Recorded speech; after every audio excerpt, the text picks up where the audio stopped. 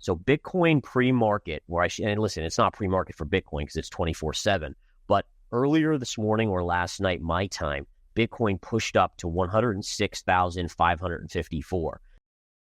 Bitcoin Zella stands out with its simplicity and clarity.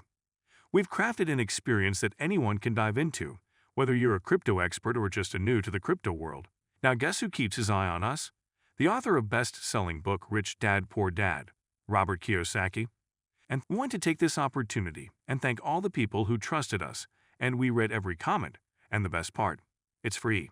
Subscribing now means you will get all new information for free. Don't just follow the trends, stay ahead of them. Subscribe to Bitcoin Zella today and enjoy the new edge. In this video, Gareth Soloway shares why Bitcoin could soar above $100,000 and breaks down strategies to become a winning trader and investor in crypto. Let's catch him up to learn more. Now, you guys know I've been steadfast on saying this is going to 107 to 108,000. Now, it came within less than basically within $450 of my low-end target. Is that the target? Is that the high? The answer is, and I don't want to disappoint, but we don't know for sure, right? Now, it certainly looks like you got to pull back here, but we won't know for a couple days if that's the high or if it's going to push up one more time into this level and get into this level. And even in all fairness, it could pierce this level. But the point being is that when we look at this parallel, notice how this line is zoning in right on this line as well. So these two lines are meeting together. And if I zoom out on the weekly chart, this bigger parallel from your 2017 high goes right through the two highs of 2021. Notice how it pierced here, but it connects perfectly through that high. That's how I draw that trend line, because you have to do it into that level right there as your first level. All right, then it extends out and it comes right up to that 107 to 108,000 level. So you have those two parallels, this one upsloping and this one less upsloping, and they are joining right there. Now, the price action today, it is intriguing, but I still have to just reserve judgment on whether or not a kiss of the target is the high, or do we go a little bit higher? Now, many people will argue Bitcoin is going to 150,000. I would tend to agree, but it's just a matter of time, right? So I remain a longer-term bull on Bitcoin. The question is, do we just ignore the charts and go with emotion and say, hey, it could get there by the end of this year, next year, whatever?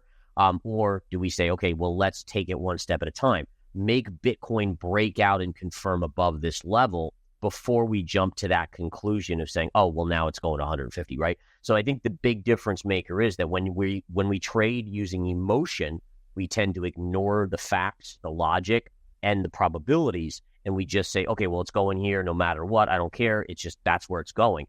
Versus you can still have your longer-term viewpoint, but understand that resistance and support plays a role in the near term for having price hit it and pull back or hit it and bounce off of those levels. All right. So again, watching very closely on Bitcoin here.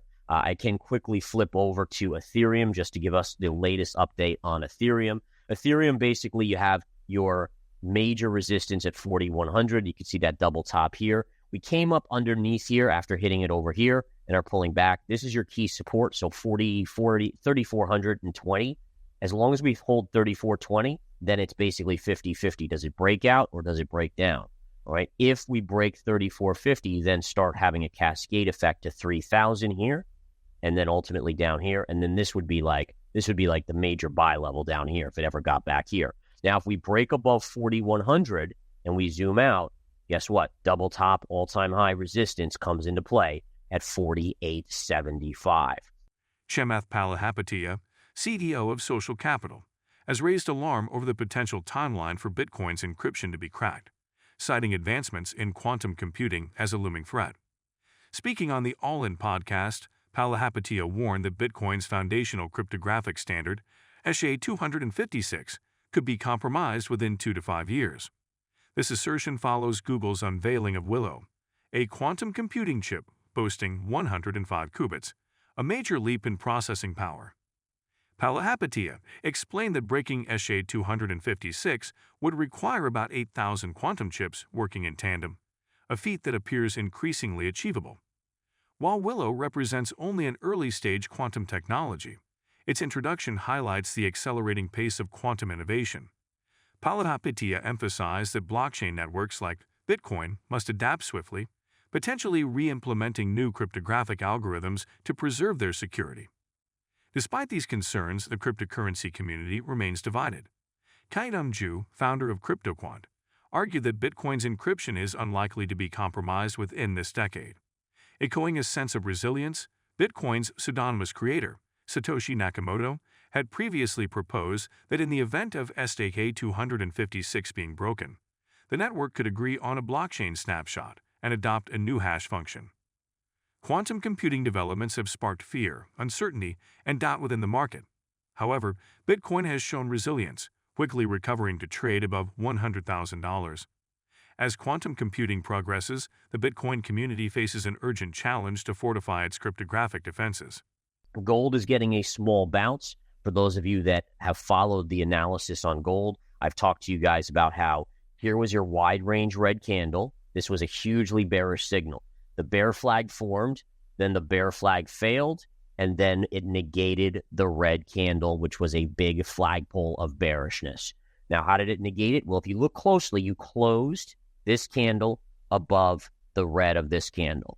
That on a technical basis is significant. It might only be like $2 on gold, but it's actually technically significant. Now, it doesn't mean, oh, we closed above it, we're going to rip higher. No, charts don't work like that. They have 3-bar moves, then you get a little pullback. Notice how we pulled back. Where did we go, folks? Look at this. So on a technical basis, former resistance becomes support, former support becomes resistance. If we draw this apart, look, see all this sideways chop?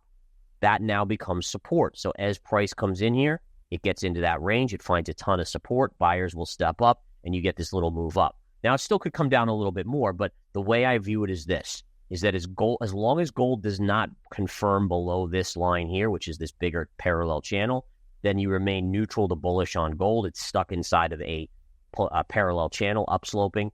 If it were to break here, that changes the game. But as long as we stay in this vicinity, I would favor a move to the upside, especially as uncertainty into the next administration kicks in with tariffs and some other potential political type stuff. Okay?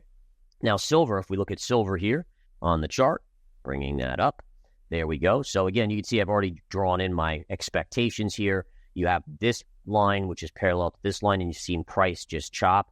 We came down, we kissed the low end here. You're getting a small bounce. My guess is, and this is, again, just going off of probability, just please understand, is that, again, bear flag, top, right? So here's your flagpole, here's your inside bar. You get small bounces, but then eventually the breakdown occurs. I'm looking to buy at a retrace into this line right here. This would be a major technical level, okay? And then lastly, oil and natural gas. And then I just want to touch on China, since China had some economic news over the weekend.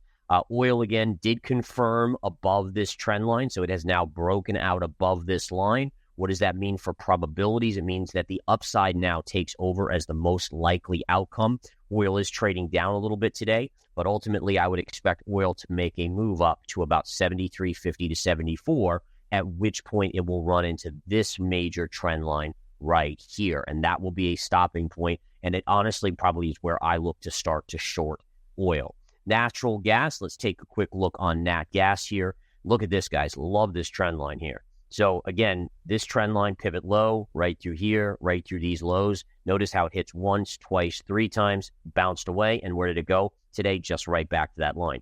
If this line breaks, there'll be a little bit of technical support at this gap fill right here, which again, if you're more aggressive than me, you could probably play it for a quick bounce. That's right around 277. But for me, notice these trend lines, how they're all starting to converge.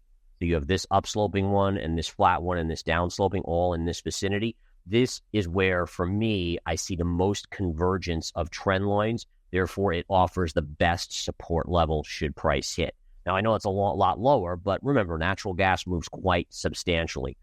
Bitcoin surged to an all-time high of $106,533 on Monday, fueled by growing optimism over U.S. President-elect Donald Trump's plans to establish a Bitcoin strategic reserve.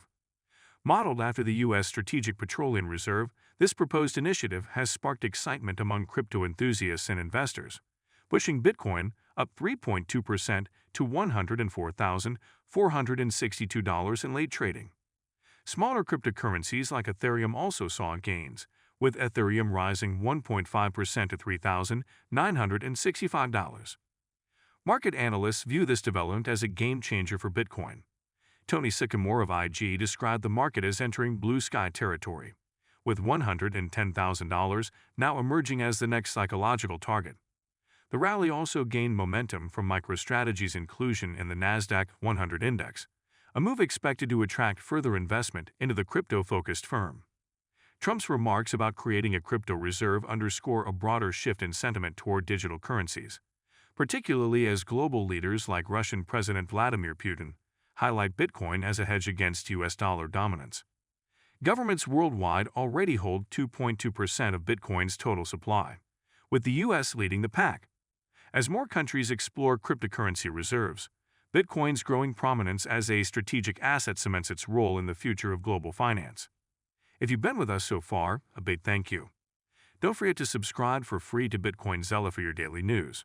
The link is waiting below. That's all for today's crypto news. Stick around for more updates, insights, and analysis on cryptocurrencies. Share your thoughts in the comments, like this video, and subscribe for more exciting content.